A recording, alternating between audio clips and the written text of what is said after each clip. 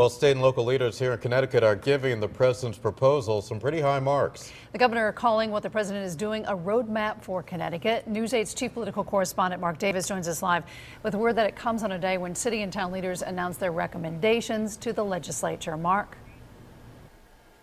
Hi, Anna Keith. Good evening, everyone from the Hartford newsroom. Yeah, the governor and city and town leaders, right down to the smallest town, say they want Connecticut to lead the way. Governor Malloy was consulted by the vice president and invited to the White House today, but declined because of 4 long-standing speaking engagements here in Connecticut. He says some of what the president is proposing has a better chance of passing in Hartford than in Washington.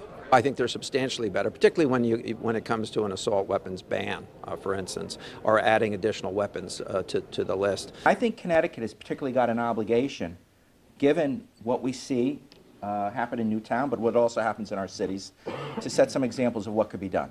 At the state capitol today, New Haven Mayor John DeStefano and leaders of other large cities and small towns joined a chorus calling for a ban on high-capacity ammunition magazines. Bridgeport Mayor Bill Finch saying their only purpose is to kill as many humans as possible in the shortest period of time.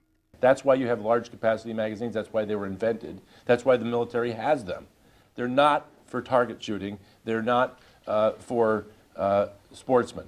But the chief lobbyist for the rights of gun owners at the state capitol disputes that notion. They use it for target shooting. They have courses that they run that requires semi-automatic large magazines. What are they practicing for? Just shooting? It's games.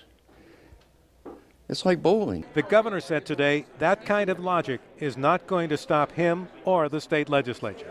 The NRA is going to have a hard time denying that there's a consensus around limiting these magazines to 10 or 7 shots.